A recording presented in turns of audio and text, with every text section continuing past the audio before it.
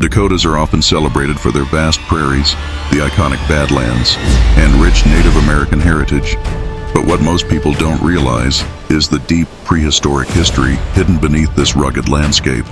Stories etched in strange skeletons, massive mounds, intricate earthworks, and enigmatic anomalies.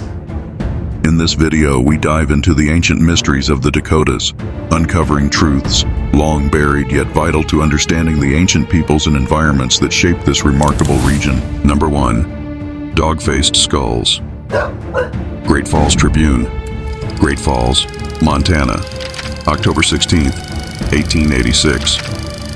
The term dog-faced men comes from a historic and scientific context, defending its use against criticism.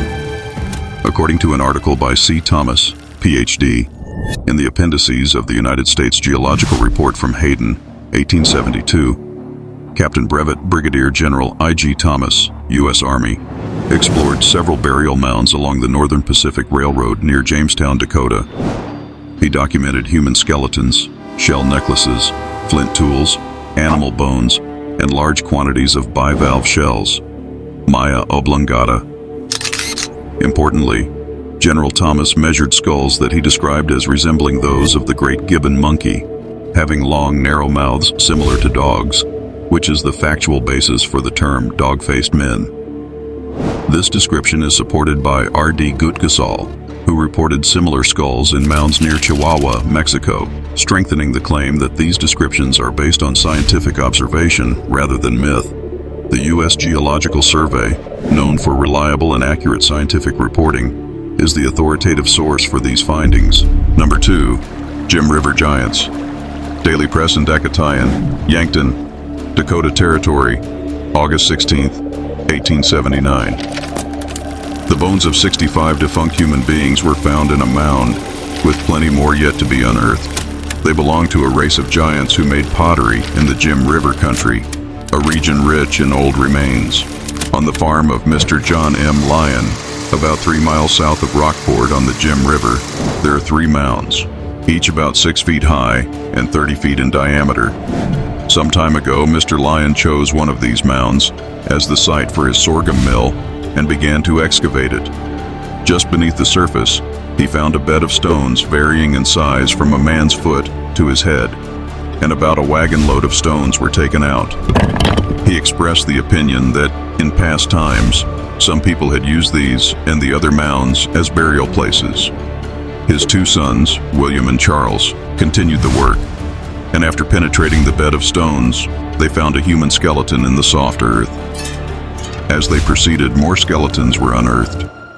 By Saturday the 7th, 65 skulls had been exhumed.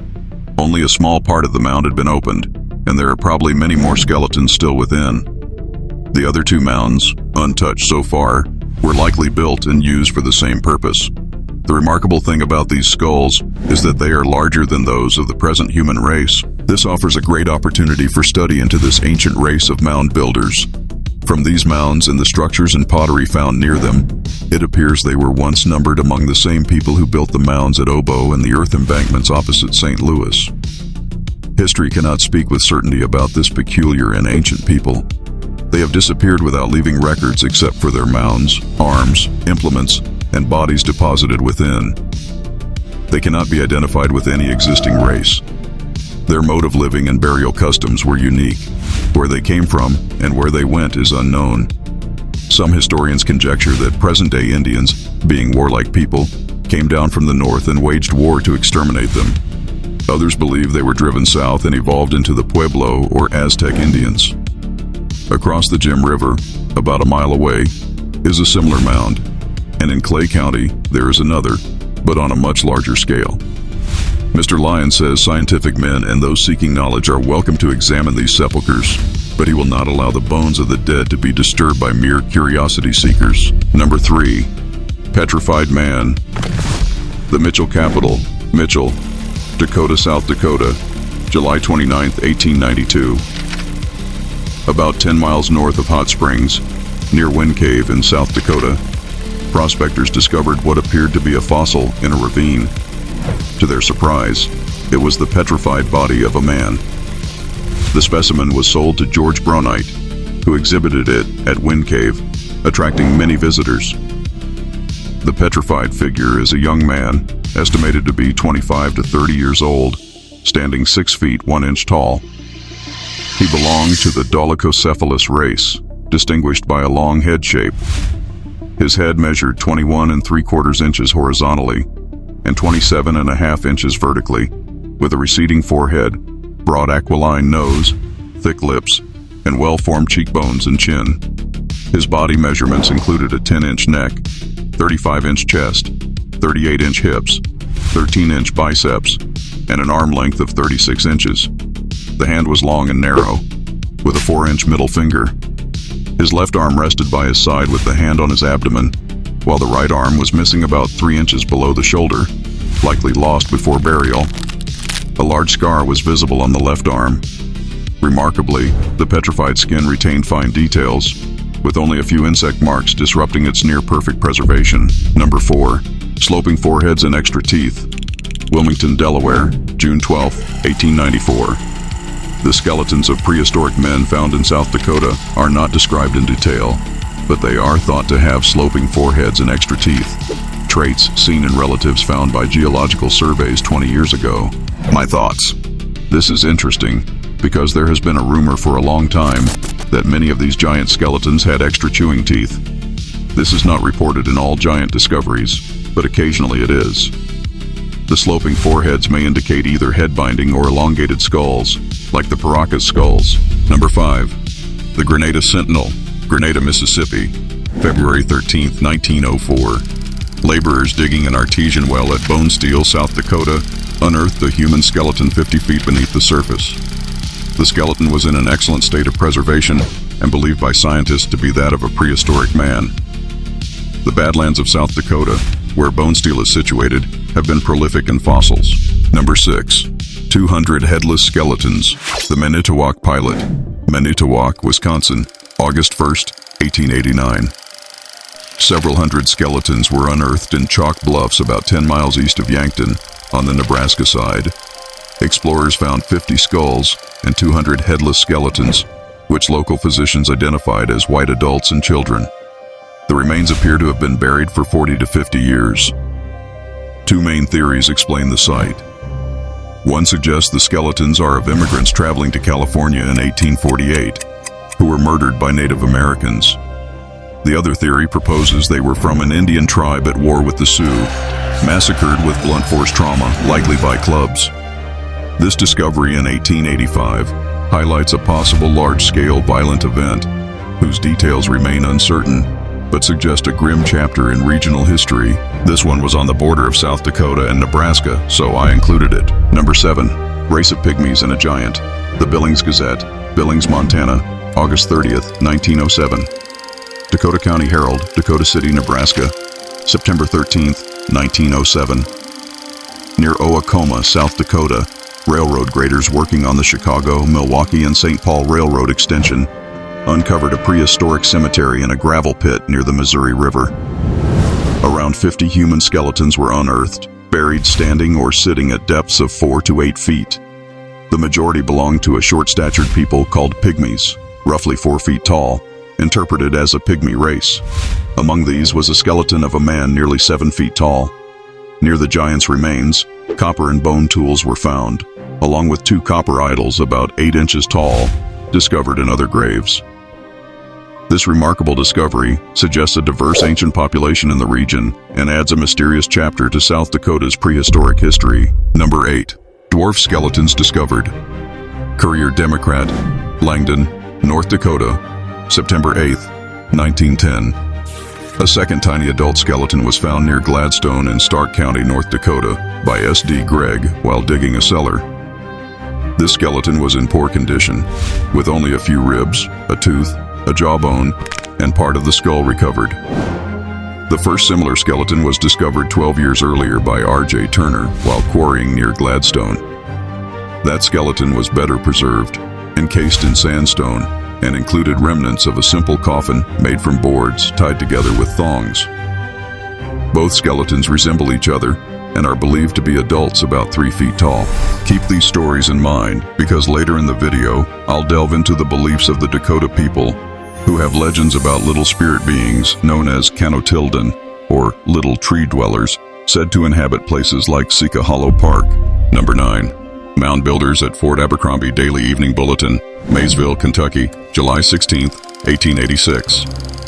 An archaeologist named J.H. Lewis from St. Paul has discovered evidence of prehistoric mound builders in northern Dakota, which was previously not known to have such work. Lewis opened a mound near the abandoned Fort Abercrombie, about 40 miles south of Fargo, where he found many ancient pottery and stoneware artifacts. He is currently working on large mounds along the Wild Rice River, 10 miles south of Fargo, and expects to make interesting discoveries.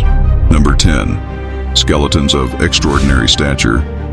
Turner County Herald, Hurley, Dakota, South Dakota, July 4th, 1895. About 3 miles south of Hawarden on Monday, John Wald found a human skull. It was brought to town, and a party went to the site prepared to investigate what they thought might be a burial site from past years. Upon arrival, Dr. Quigley identified it as a burial place of prehistoric red men who once roamed the prairies in pioneer days. The graves or mounds were located on bluffs on the east side of the river and, consistent with Indian custom, were positioned on the highest points where drainage was good. 3 mounds were opened. These mounds were circular, made of clay, with a rim around the edge about 6 inches high and an elevated center. The clay was burned in a manner similar to modern brick firing. In 2 of the mounds, ashes and partially burned bones were found, suggesting that between 10 and 50 bodies had been cremated in each mound. In the 3rd mound, situated directly between the other 2, bones of 9 healthy Indians were found, all buried in a sitting position on the center elevation of the mound, their backs together and hands folded in their laps. Measurements of some bones showed that the individuals were of extraordinary stature, with one estimated to be a man at least 7 feet tall. A few arrowheads, flints, and Indian trinkets were also discovered in the mounds. The prevailing theory is that this location was near the scene of a battle between 2 Indian tribes. The Sacs and Foxes were the only tribes known to cremate their dead, so it is unclear why the bodies in the 3rd mound were not cremated. It may have been a ceremonial practice of some tribes to bury their own dead while cremating their enemies. Possibly, the victors buried their friends and cremated their enemies after the battle. 1 mound remains unopened, and it will not be explored until systematic preparations can be made to preserve more data during excavation. This story took place on the South Dakota and Iowa border and was written in a Dakota paper, so I included it as I already made the Iowa video and had not seen this story at that time. Number 11. The Ancient Mound Builders of Lisbon. The Wahpeton Times, Wahpeton, Richland County, Dakota, North Dakota, July 16, 1885. Dr. Waterhouse, an antiquarian and scholar connected to Honorable H.S. Oliver, conducted an archaeological investigation near Lisbon, focusing on ancient mounds created by the mysterious mound builders who preceded Native Americans in the region. These people are known for building burial mounds along the Mississippi River and its tributaries, although no Native American traditions recall them. Dr. Waterhouse discovered 4 mounds about 4 miles down the river, excavating the largest, about 50 feet across and 10 feet high. Inside, shafts filled with large stones led to remarkably preserved skeletons. 12 in total were found in a small opening of 15 feet from the center. 1 adult skeleton measured about 6 feet 8 or 9 inches tall, positioned squatting with bones largely intact. The mounds were built with floors of riverbed sand and clay hardened by fires, creating smooth, stable surfaces sealed airtight by a fired clay roof. Well-preserved logs inside suggest the use of wooden platforms to hold bodies. The soil inside was light and dry as ashes, preserving charcoal but with artifact deterioration. The mound builders left no hunting weapons but did have money, polished shell pieces with no stringing holes. They had no written language or symbols, unlike early Native Americans, but pottery and shells similar to those local today were found. Under the mound's center, 3 skeletons bore copper ornaments, a child's with a diamond-shaped thin copper piece on the chest, a larger skeleton with a similar item, and a 3rd surrounded by pencil-thick copper tubes strung together, indicating a Copper Age culture predating the Stone Age. Dr. Waterhouse planned to send these artifacts to the Smithsonian Institution in Jamestown, New York. Number 12.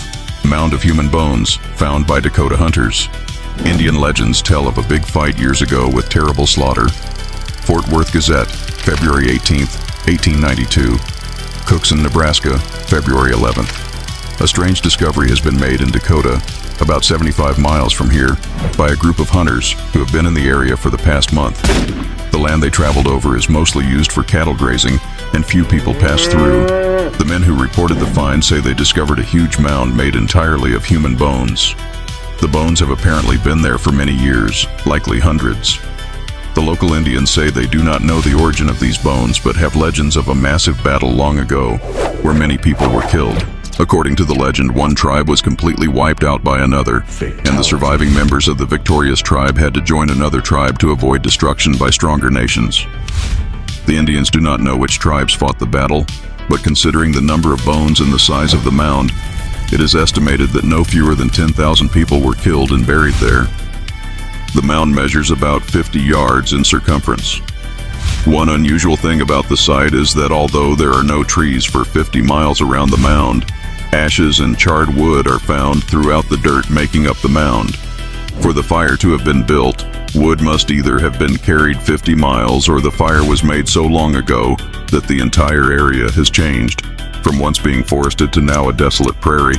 Okay, that's all for part 1 of Ancient Mysteries of the Dakotas. Stay tuned for parts 2 and 3. Number 13. Discovery of Indian Effigy Mound near Devil's Lake, Bismarck. Daily Tribune, Bismarck, Dakota, North Dakota, July 19, 1911. On July 19th, H.C. Fish, curator of the State Historical Society from Bismarck, discovered North Dakota's first Indian effigy mound near Devil's Lake, likely a Cheyenne totem. The mound is on the William Milne property, about 9 miles from Cheyenne and 24 miles from Devil's Lake, in a field with around 30 other mounds ranging 1 to 6 feet high. The effigy mound itself measures 163 feet long and 148 feet wide, and is believed to be a tribal burial site. Mr. Fish, who had been researching in the Devil's Lake area, plans further detailed studies after visiting Graham's Island. There, efforts will focus on locating Indian caves on the old Chippewa Reserve, where earth lodges once stood. Fort Totten Indians have reported seeing circular earth rings, but caves remain unexplored. The ongoing work promises new insights into the tribes of the region and is seen as a remarkable contribution to the Historical Society's understanding of these ancient mysteries. Number 14. Mounds of South Dakota. The Salt Lake Herald, Salt Lake City, Utah, July 18, 1897. An expedition in the Missouri River Valley of South Dakota identified 2 major prehistoric mound fields and a well-preserved earth fortification within a 5-mile by 3/4-mile area. The larger mound group near the mouth of the Grand River covers 500,000 square feet with 84 mounds, located 175 feet above the Missouri River. The team opened one of the largest mounds and recovered numerous prehistoric artifacts. A second mound field, 4 miles away in Walworth County, contained over 50 mounds despite farming damage. Here, excavators found prehistoric arrows, pottery, and stone tools. Trenches nearby held human skeletons, with several skulls exhibiting distinctive structural characteristics that differ from known Native American skulls of the Columbian Age, suggesting a unique or little-known prehistoric population. About 1.25 miles from these sites, a well-preserved earth fortification displayed clear outer and inner defensive walls, ditches, and visible entrances. This fortification yielded many stone tools and additional prehistoric evidence, indicating an advanced defensive construction deserving of close archaeological study. These findings reveal significant and enigmatic evidence of prehistoric settlement in South Dakota's Missouri River Valley, highlighting the region's rich ancient history and the need for further research. Number 15. Scientists studying North Dakota ruins. The Bismarck Tribune, Bismarck, North Dakota, June 13, 1929. Dr. Jonathan Carver, an accomplished archaeologist from Boston and world traveler recently returned from Peru, has arrived in Minot, North Dakota, to explore ancient Indian ruins believed to be a prehistoric village north of Minot.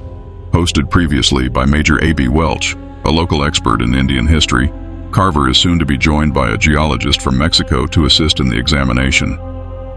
Carver's extensive career includes visits to the site of King Tut's tomb and research into the mysterious vanished Inca civilization. His trip to North Dakota is described as a brief interlude before heading to Easter Island, another location rich in historical mystery. Officially affiliated with the Pearson Museum in London, Carver's presence promises new insights into the ancient inhabited sites of North Dakota. Number 16. Ancient fortification discovered the Indian leader, Lawrence, Kansas, May 29, 1925. A fortification believed to predate the Lewis and Clark expedition has been found in Oliver County, North Dakota. The discovery was made accidentally by Major A.B. Welch, an Indian student and historian, L.F. Crawford, curator of the North Dakota Historical Society, and F.W. Wildschut, an archaeologist. They were on a trip to the site of the ancient Mandan villages at Fort Clark. This fortification, which may be the remains of a town built by prehistoric people, covers about 6 acres. Number 17. Harrisburg, South Dakota.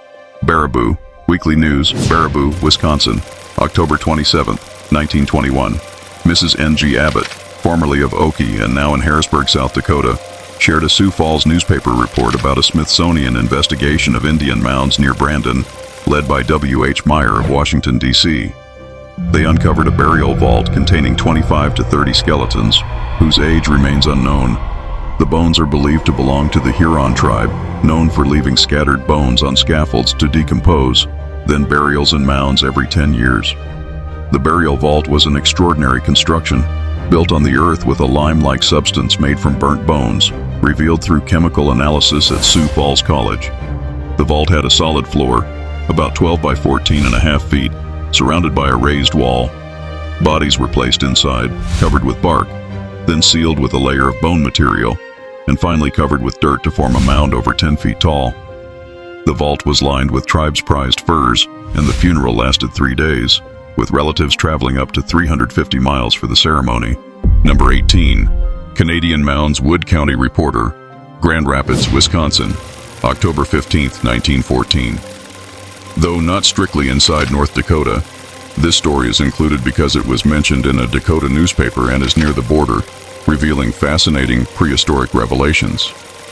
Recently, in the border region between North Dakota and Manitoba, Professor J. Nicholson of the Royal Society of Canada uncovered ancient bones from mounds in Manitoba near the Source River. One mound yielded 15 skeletons believed to date back to prehistoric times, possibly belonging to the Huron tribe, whose members traditionally left bodies on scaffolds to decompose before burying the bones in mounds every 10 years. The construction of the burial vault was extraordinary, built on the Earth's surface with a lime-like substance made from burnt bones, as confirmed by chemical analysis. Inside, a solid floor was constructed, with bodies placed amid traces of bark that covered them before the vault was sealed with a layer of bone material. The entire structure was then buried under a mound over 10 feet high, lined with the tribe's treasured furs. The funeral rituals lasted 3 days, involving long travels of up to 350 miles by relatives. This discovery hints at a mysterious, advanced prehistoric culture that practiced elaborate burial rites, leaving behind secrets still waiting to be understood. Number 19. Mound builders once inhabited Dakota. The Bismarck Tribune, Bismarck, North Dakota, September 15, 1922. Vermilion, South Dakota, September 15th. W.H. Over, assistant curator of the University of South Dakota Museum, announced that the ancient mound builders had larger settlements in South Dakota than previously believed. After 2 months of fieldwork in the state's northeastern lake region, his survey revealed nearly 50 mounds across Roberts and Day counties. Some earthworks measured about 100 feet across and several feet high, though years of farming had altered their original form. A major mound builder village was identified near the northern end of Big Stone Lake, with additional sites nearby. Excavations on 5 mounds along the lake's western shore and 2 near Benemy-Swin Lake in Day County uncovered 28 buried skeletons. The bodies had been placed in ground pits and then covered by mounds, protecting them from earlier relic hunters who disturbed other sites. Stone tools, shell beads, pipes, and distinctive pottery were recovered, confirming the culture's signature craftsmanship. Over also collected plant samples showing the local flora to be unusual compared to other regions of the state. Among other finds was part of an oak log canoe, believed to be Dakota Sioux and roughly 70 years old. Number 20. Mounds of South Dakota. The Phillipsburg Mail, Phillipsburg, Montana, February 4th, 1898. An expedition surveying the prehistoric mounds along South Dakota's Missouri River Valley has reported remarkable findings. The team mapped 2 major mound fields and a well-preserved earth fortification within a narrow 5-mile stretch. The largest group, opposite the mouth of the Grand River, spans about 800,000 square feet and includes 84 surveyed mounds rising 175 feet above the river. One mound was carefully opened, yielding a large collection of prehistoric artifacts. The second field, 4 miles away in Walworth County, still holds over 50 mounds despite damage from decades of farming. Excavations there uncovered numerous arrowheads, pottery fragments, stone tools, and human remains. Several recovered skulls were noted as unusually hard, heavy, and thick, distinct from all modern people who live today. About a mile beyond, the team located a well-defined earth fortification with clear embankments, ditches, and multiple entrances. Stone implements and other relics found there suggest the fort once served a defensive purpose and merits deeper archaeological study. Number 21. 36 stone circle sites, 31 cairns, 1 eagle. Across the Cheyenne River region of North Dakota, more than 100 stone circle and cairn sites reveal a vast prehistoric landscape shaped by the ancient Northern Plains peoples. Over 30 have been formally tested or excavated, uncovering their ties to nomadic lifestyles and bison ecology. Stone circles, carefully arranged stones forming rings, are primarily found in counties like Eddy, Benson, Nelson, and Ramsey. These rings likely mark campsites, structures, or ceremonial spaces, often featuring hearths or post holes. Notable sites include 32 SSH-110, 32 SH-117, and 32 WE-89, spanning cultural periods from Middle Plains woodland through Late Plains village and basin cultures. Cairns, stone piles or small mounds, are just as common but less frequently excavated. They served varied purposes, such as marking significant events or burials, indicating travel routes, supporting camp structures, or covering caches. Ethnographic accounts describe cairns placed over buffalo chip fires to dry meat, demonstrating their practical use.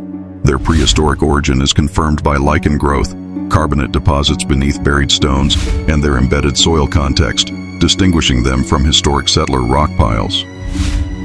Recent archaeological research in the Cheyenne River area combines traditional excavation with remote sensing techniques, shedding light on the cultural complexity of northeastern Plains village peoples.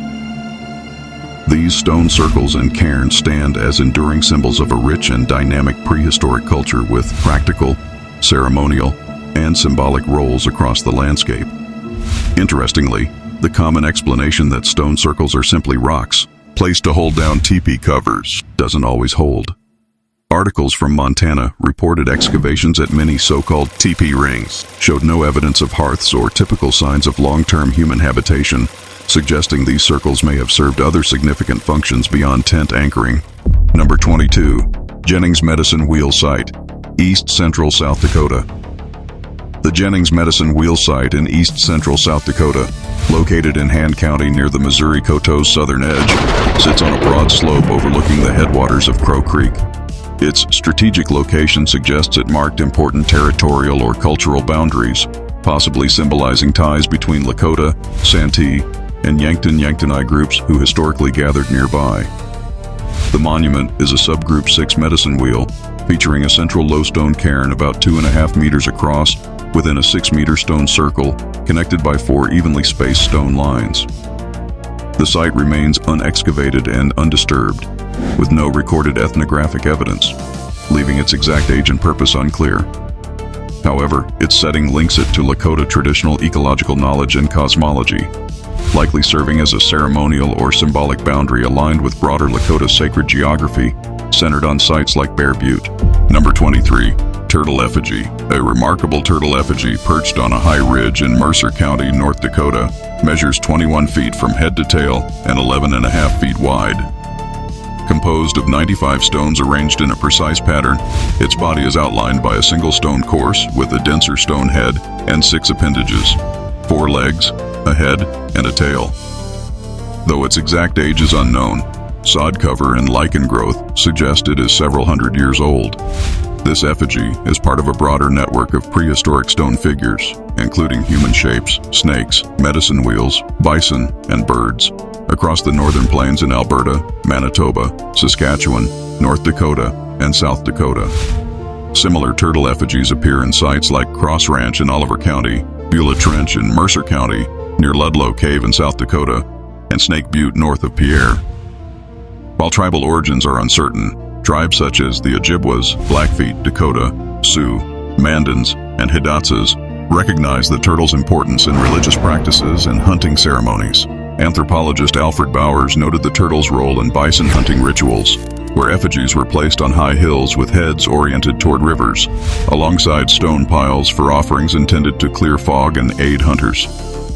These fragile effigies have suffered damage from vehicle traffic, unauthorized digging, souvenir collecting, and farming. To protect it, the Turtle Effigy State Historic Site, donated in 1993, has no public access road. Visitors must contact the State Historical Society of North Dakota for access. The stone turtle stands as a powerful symbol of mysterious ancient cultural and spiritual traditions, connecting it to a wide network of sacred sites and tribes of the Northern Plains. Number 24. Medicine Knoll Snake Effigy. The Medicine Knoll Snake Effigy in central South Dakota is a massive stone mosaic shaped like a serpent, stretching about 360 feet long and made from roughly 825 stones. First recorded in 1889 by Theodore Lewis, it is believed to be over 400 years old, supported by nearby artifacts dated Anno Domini 1550 to 1675. According to Dakota oral history, the effigy commemorates a great war speech by a chief after a successful hunt, and may mark a sacred vision quest site associated with the Yankton, Dakota. The site has suffered erosion and disturbance over time, including the loss of an original red rock tongue. The snake's design may symbolize clan connections linked to tribes like the Mandan, Hidatsa, Arikara, or the Shoshone, historically known as Snake Indians. Some traditions say it commemorated tribal conflicts, while others suggest it had ceremonial and community uses. The effigy remains a profound and mysterious cultural symbol of the Northern Plains, reflecting the spiritual heritage and ancient knowledge of the region's peoples. Number 25. Snake Butte Turtle Effigy. The Snake Butte Turtle Effigy near Pierre, South Dakota, is part of a vast collection of ancient stone petroforms featuring giant snakes, turtles, and other mythical and animal shapes with mysterious meanings. The effigy, about 15 feet long and 8 feet wide, was first documented in 1889 by archaeologist T.H. Lewis, who described both the turtle and a nearby line of boulders thought to mark the blood trail of an Arikara chief mortally wounded while fleeing a Dakota war party. According to Dakota oral tradition shared by missionary Thomas Riggs, an Arikara scout raided a Dakota camp, but was shot, crippled, and died after fleeing in agony. The victorious Dakotas honored his bravery by placing stones to mark each drop of blood and piled stones at the start and end of his flight. The turtle figure symbolizes the tribal lodge of the fallen warrior's band, emphasizing respect and kinship between former enemies. The site remains fragile and has suffered some losses over time, but endures as a poignant symbol of ancient cultural narratives, warfare, and memorial practices in the Northern Plains. It is located on private land, but accessible to respectful visitors. Number 26. Bear Butte and Wind Cave. Bear Butte, near Sturgis, South Dakota, known as Medopaha to the Lakota and Noahavos to the Cheyenne, is a sacred mountain shaped like a sleeping bear. It has served as a spiritual center for Plains tribes for over 4,000 years, hosting vision quests, sun dances, and ceremonies. Leaders such as Crazy Horse and Sitting Bull sought guidance there. Archaeological evidence like tipi rings and prayer rock piles show continuous ceremonial use. The mountain's unique geology and sacred soils support medicinal plants integral to indigenous healing practices. Despite modern pressures and tourism, Bear Butte remains a powerful place of pilgrimage, with many offerings like cloth and tobacco left on its trees as signs of ongoing worship. Nearby Wind Cave in the Black Hills holds equal spiritual importance, seen as the birthplace of the Teoyate, or Buffalo Nation, in Lakota creation stories. The cave's unique boxwork formations symbolize Lakota cosmology, and it functions as a spiritual gateway connecting the physical and spirit worlds. Together, Bear Butte and Wind Cave form a vital cultural and cosmological nexus for Northern Plains tribes, embodying resilience and deep-rooted spirituality that continues today despite historical challenges. Number 27, Pulver Mound State Site. Pulver Mound State.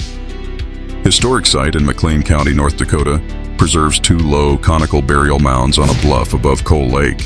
Dating from the Woodland period, 100 BC to Anno Domini 600, these mounds served as complex cemeteries used for multiple generations over hundreds or even 1,000 years. Each mound is about 45 feet in diameter and 3 to 5 feet tall.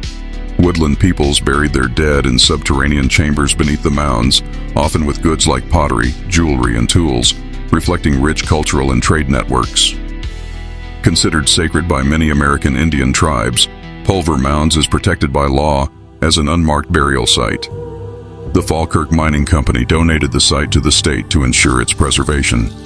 Access is currently limited due to nearby mining operations, and there are no interpretive materials on site. The mounds honor early woodland peoples who settled the Northern Plains nearly 2 millennia ago, offering a window into their spiritual and cultural lives amid the vast prairie. Number 28, Spirit Mound.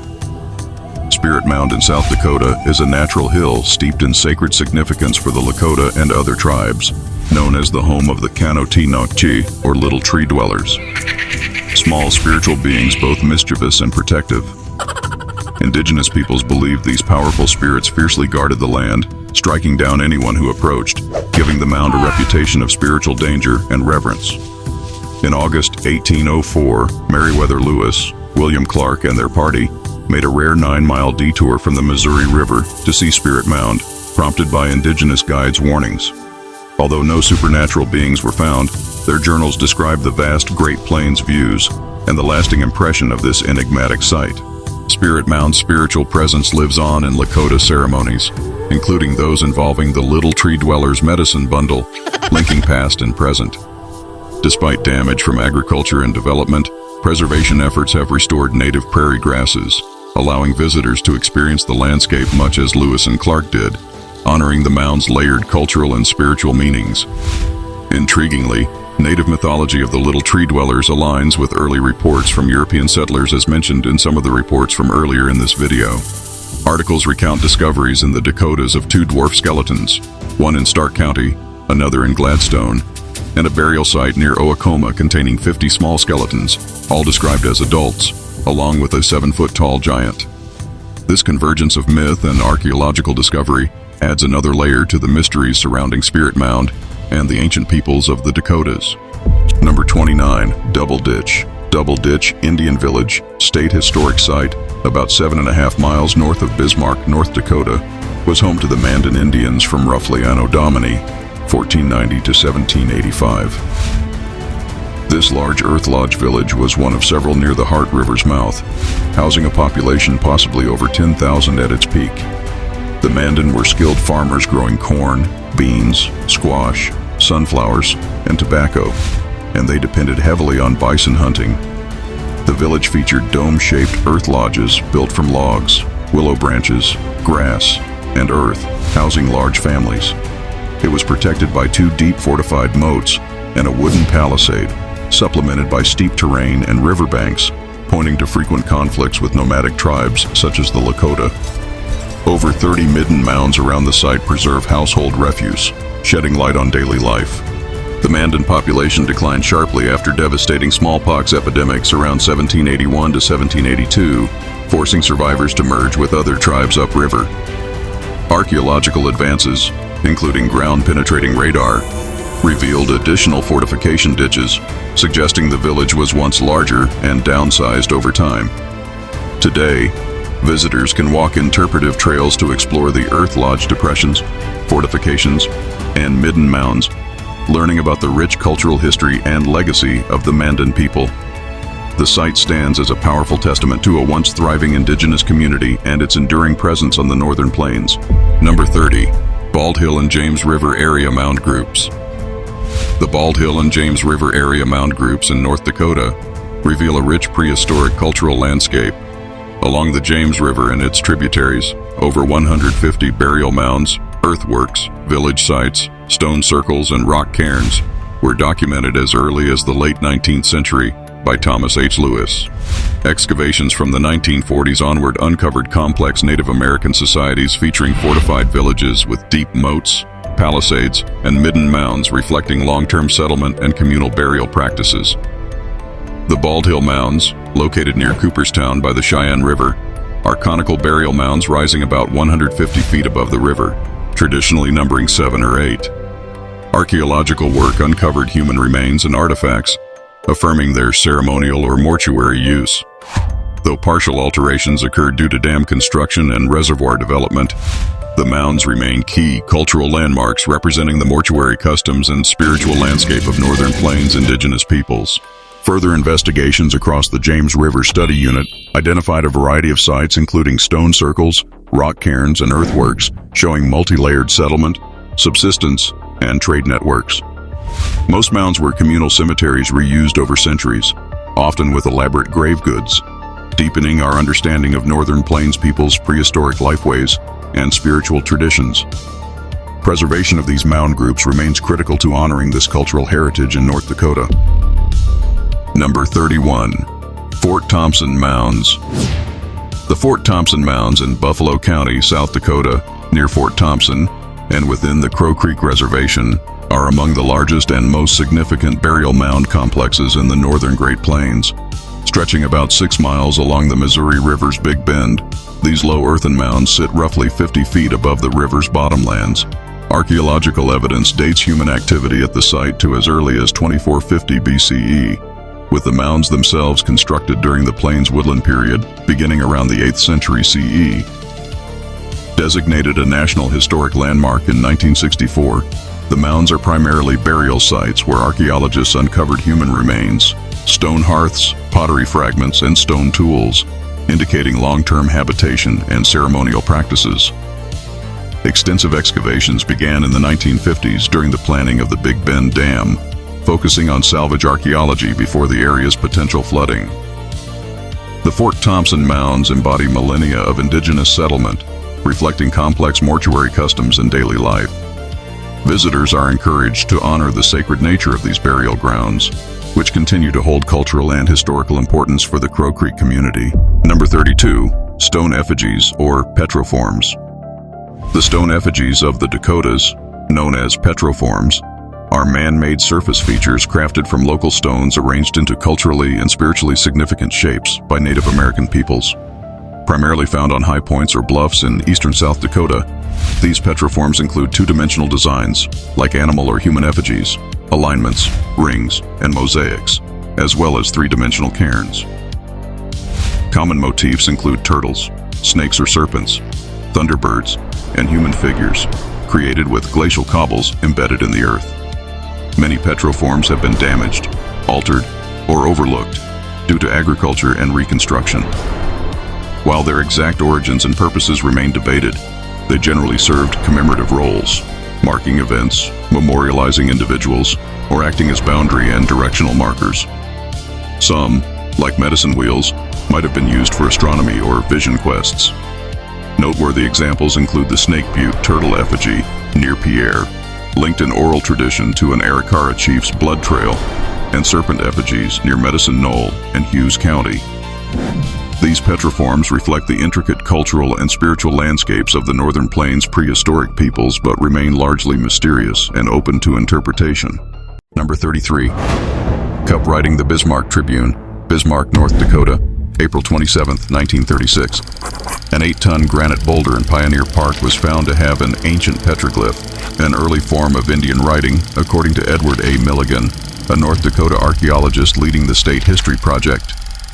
This is only the 3rd time such petroglyphs, known as cup writing, have been found in North Dakota. Although the carvings are faint due to exposure to harsh weather over many years, the style and form confirm it is prehistoric. Milligan believes others missed this form of writing because they were unfamiliar with cup writing, which differs from the more recent and better-known pictographs. Cup writing consists of small cup-shaped engravings on stones, often solitary and standing alone, unlike pictographs typically carved in softer rock inside caves.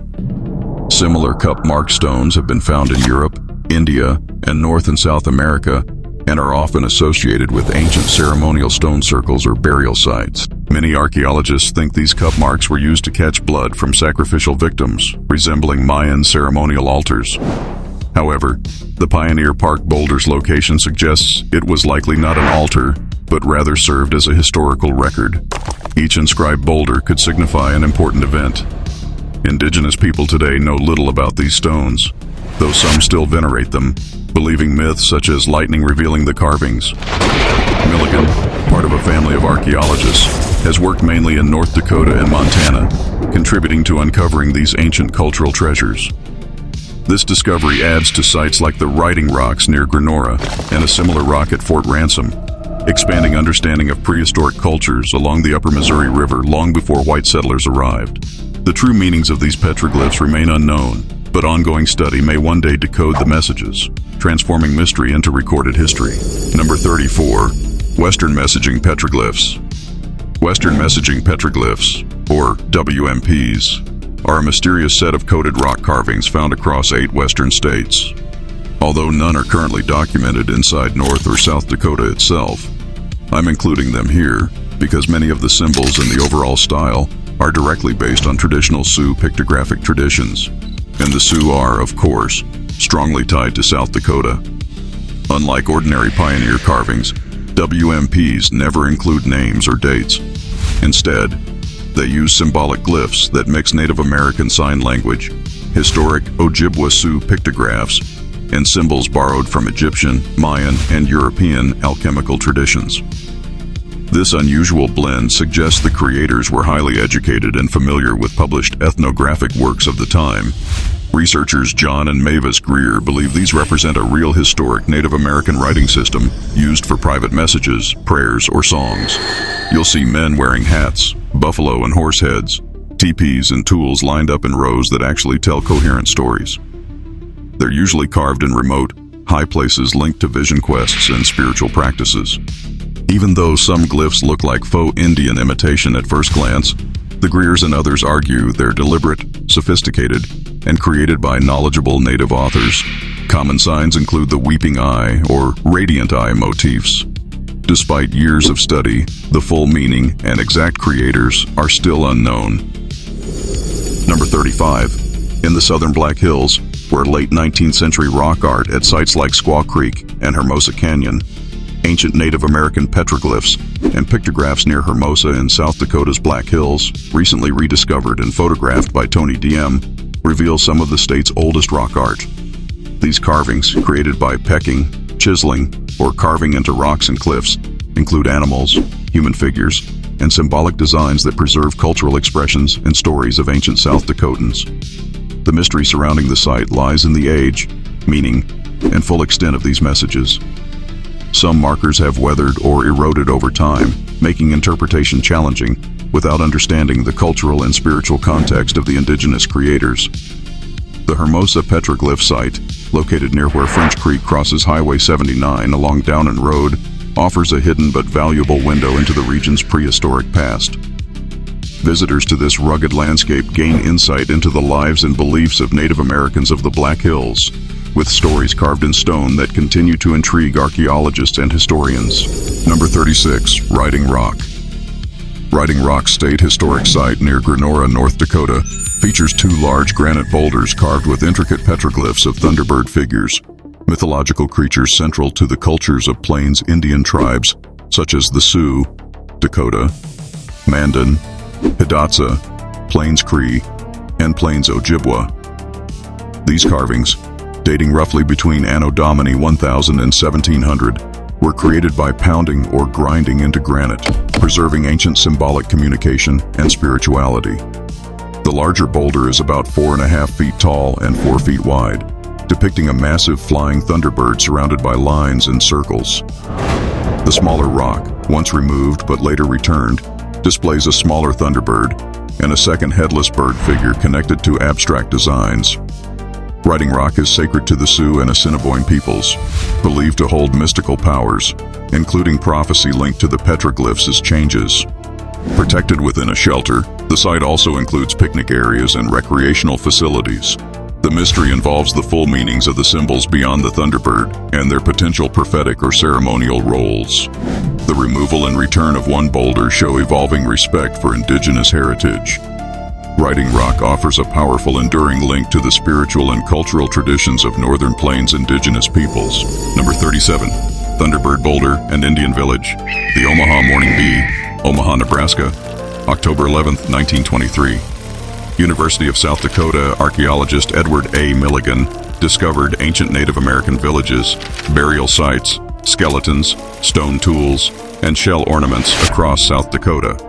Among his finds were mound groups along the James River near Redfield, Mitchell, and Lake Teton-Kalia, with Redfield marking the western limit of the mound builders. Near Mitchell, a distinct later village site was uncovered.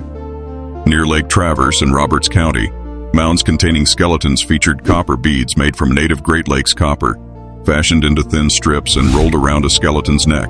During the expedition, Milligan met Samuel T. Brown, Sr., an 80-year-old respected frontiersman of mixed Sioux heritage, after whom Browns Valley, Minnesota is named. Brown shared the Sioux legend of the Thunderbird and said a granite boulder tied to the story lay a few miles from Browns Valley, but had never been seen by whites and was known only to a few older Native Americans. Guided by local William H. Jensen, Milligan's team found the Thunderbird boulder about 5 miles west of Lake Traverse. It bears 2 deeply carved handprints, one with 4 fingers, another with 7, carved by a culture predating the Sioux. Sioux elders believe these prints are the Thunderbird's tracks, a powerful mythical bird in their tradition.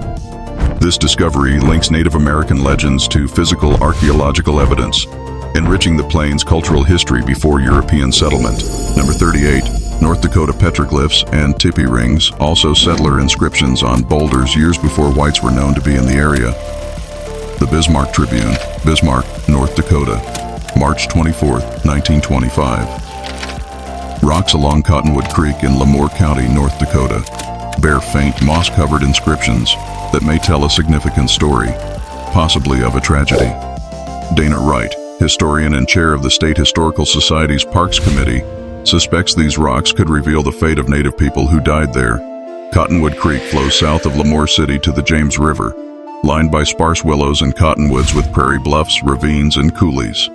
Historically, Plains Indians camped and hunted along such creeks before being forced onto reservations by white settlers. Artifacts like stone rings, hammers, flint arrow points, buffalo horn spoons, and grinding stones attest to early Native presence. More recent evidence, including horse bones with bullet holes and Winchester cartridge cases, reveals clashes between indigenous peoples and settlers. A group of granite boulders found in a coulee leading into Cottonwood Creek displays weathered inscriptions that include names and the phrase, "Died 1876," predating white settlement. One large rock bears the letters U.S., likely referring to a lost or perished U.S. cavalry scouting party. The cause of their fate, storm, prairie fire, or attack, remains unknown. Local farmers recall attempts to locate these soldiers' graves, but the exact site stays a mystery. The State Historical Society is working to preserve and understand this poignant piece of North Dakota's history. Number 39. Fossil collection from the Badlands. The New York Tribune, New York. New York, December 20th, 1903. During a Christmas break, Amherst College prepared to display a remarkable collection of prehistoric animal skeletons in its Appleton cabinet. These fossils, discovered in South Dakota's Badlands by Professor F.B. Loomis, featured nearly complete skeletons of ancient mammals like Titanotheres and Oreodons, along with rhinoceros skulls. As Loomis and his team prepared these rare bones for exhibition, the collection was celebrated as one of the most scientifically significant finds ever acquired by an American college, shining a spotlight on the ancient life once roaming the Badlands and illustrating the importance of museum research in piecing together prehistoric history. Number 40. Giant Turtle. The Morning Journal. Courier, New Haven, Connecticut, March 18, 1908. The Peabody Museum recently added a mounted Triceratops skull to its exhibits, placing it in a prominent cabinet on the second floor. Preparator Hugh Gibbs spent the past week remounting the skeleton of a giant turtle, one of the largest specimens in science, which was originally collected in the Black Hills of South Dakota by Dr. George R. Weiland. This turtle, 12 feet long from front flipper to front flipper, is now displayed on a single base to accurately show what the animal looked like when alive. Number 41. Dinosaur, the Bellefontaine Republican. Bellefontaine, Logan County, Ohio, December 14, 1900. The skeleton of a massive animal, measuring 40 feet in length, has been uncovered in South Dakota by a team of scientists from New York City. Believed to be that of a dinosaur, it is the kind of creature that, if you stumbled upon it in the woods on a dark night, you would wish you had never been born. Number 42. Mastodon. The St. Paul Daily Globe, St. Paul, Minnesota, March 19, 1890. A massive discovery, 60-foot skeleton unearthed in South Dakota. Chamberlain, South Dakota, March 18th. A fossilized whale has been uncovered in the bluffs of Charles Mix County, on the west bank of the Missouri River near Fort Randall. Soldiers stationed at the fort are assisting in excavating the enormous remains, which are reported to measure about 60 feet long. The story is considered reliable, as several mastodon skeletons have been unearthed in the same area over the past few years. Number 43. Camel, the Miller Press. Miller, South Dakota, October 5th, 1922. Dry agents ruin prehistoric discovery. Amherst, Massachusetts, September 23rd. The efforts of a squad of prohibition agents this summer cost the Amherst Scientific Expedition a valuable prehistoric find.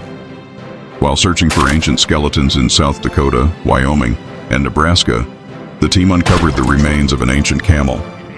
However, the skeleton was destroyed overnight by a sheriff and his posse, who mistakenly believed it was being used to hide bootleg liquor. Despite this unfortunate incident and several other setbacks, the expedition, led by Professor Frederick B. Loomis, returned with nearly a ton of specimens. Most of the discoveries are believed to date back to the Miocene era, roughly 2.5 million years ago. Number 44. Strange animal bones. The Minneapolis Journal, Minneapolis, Minnesota, August 13, 1906. Well diggers make remarkable discovery. Jamestown, North Dakota, August 18th. While digging a well on the farm of August Gateke, near the Pipestem River just west of Jamestown, workers uncovered what are believed to be the remains of a massive prehistoric animal. The find included a large hip bone, several smaller bones in good condition, and an unusually large tooth measuring 8.5 inches long and 2 inches wide. The smooth surface where the roots joined the jaw indicates that the tooth had been embedded about an inch deep. It features 3 distinct cusps connected to a single root, and is exceptionally well preserved. The bones have been carefully kept, and efforts are underway to identify the ancient creature to which they once belonged. Number 45. Prehistoric Lake, Jamestown. Weekly Alert, Jamestown, Stutsman County, Dakota Territory, North Dakota, October 3rd, 1912. Lake Agassiz was a vast prehistoric lake that once covered much of the northwestern United States during the last ice age. A federal survey team led by Professor Frank Leverett of the University of Michigan recently discovered 2 new ancient outlets of Lake Agassiz, near Crawford, South Dakota, and Hankinson, North Dakota, where water once flowed south through the Jim River Valley and a large prehistoric channel. These discoveries complement an earlier known outlet in southeastern North Dakota that drains south via the Lake Traverse Valley, believed to be the lake's final outlet at its lowest stage. Near Hankinson, a wide gorge reveals clear geological layers marking different lake stages. The identification of these outlets explains 3 distinct shorelines representing separate water levels in Lake Agassiz's history. Leverett's ongoing research, assisted by Herbert A. Hard, traces ancient shorelines across North Dakota and Minnesota, showing that Lake Agassiz's water was once higher than previously thought. This finding sheds new light on the size, evolution, and drainage patterns of this massive Ice Age lake, providing important insights into North America's prehistoric geography. Number 46. The Mauvais. The Donaldsonville Chief, Donaldsonville, Louisiana, January 24, 1874. The Mauvais Terrace, or Badlands, is a vast, rugged region once covered by a massive ancient lake spanning parts of Nebraska, the Dakotas, and Colorado, covering up to 150,000 square miles. The name comes from the Dakota word Makosika, meaning badlands, and the French phrase Les mauvaises terres à traverser, or badlands to travel. This ancient lake's retreat formed striking geological features resembling a gigantic city of natural ruins, with striking geological formations such as towers, houses, and canyons carved by erosion and time, especially near the White Earth River in South Dakota's Black Hills. Dating to the Tertiary period, tens of millions of years ago, the area preserves fossil deposits from extinct species before the Mammoth and Mastodon eras, making it a rich paleontological site. Today, the Badlands remain one of North America's most geologically fascinating wildernesses, shaped by erosion and natural forces, offering unique insights into prehistoric life and environmental changes. Number 47. Cannonball concretions. Cannonball concretions are natural, spherical sandstone formations found mainly along the Cannonball River and in Theodore Roosevelt National Park in North Dakota. These large, rounded rocks, sometimes up to 3 feet in diameter, form when mineral-rich water deposits calcium carbonate around a core like a fossil or organic material. The minerals cement layers together, growing outward like pearls. Over millions of years, erosion exposes these harder concretions, which stand out as striking rounded boulders in the landscape. Their unusually perfect shapes have inspired myths, but they are well understood as geological features formed through slow sedimentary processes. Visitors can observe cannonball concretions at the Cannonball Concretion Pullout in Theodore Roosevelt National Park, where the formations illustrate powerful natural forces shaping the region over time. Number 48. Mandan Indians may be descendants of mound builders. The Tomahawk, White Earth, Becker County, Minnesota, April 13, 1922. Mandan, North Dakota, often called Out Where the West Begins, has long been recognized as an important center of Native American civilization. The Mandan people, known for their sophisticated agrarian lifestyle and permanent villages along the Missouri River, held a rich cultural heritage admired by early historians. Among the more mysterious tales linked to the Mandan is the legend of Prince Madoc, a Welsh prince who is said to have sailed to the Americas in 1170, over 300 years before Columbus. According to the story, Madoc fled internal conflict in Wales with a fleet of ships, eventually landing in what is now the southern United States. Some versions suggest his followers intermarried with native peoples, leading to Welsh-speaking tribes in North America. Explorer George Catlin, impressed by the Mandan, believed they may have descended from Madoc's party, noting similarities in language and custom. Historian John Fiske also speculated that the Mandan might descend from ancient mound-building peoples scattered across the Ohio and Mississippi River valleys. Though the legend remains unproven and debated, it adds a profound layer of intrigue to the Mandan's origins. Today, the Mandan people continue to celebrate their enduring culture, their story intertwined with both history and legend, highlighting the deep mysteries of America's past. Number 49. Gods of the Dakotas. The Herald Advance, Millbank, South Dakota, June 20th, 1890. In the late 1800s, Reverend W. N. Adams spoke about Dakota mythology, revealing the sacred spiritual world of the Dakota people, known as allies or friends. Central to their belief was the concept of Wakan, meaning sacred or mysterious power present in nature, water, sky, stones, and seasons. Their gods included Unktihi, the powerful horned water spirit, Wakinyan, the thunder beings who soared the skies, and Takuskan, the mischievous spirit of chaos. The struggle between Wazia, the god of winter, and Itokaga, the god of summer, explained the changing seasons.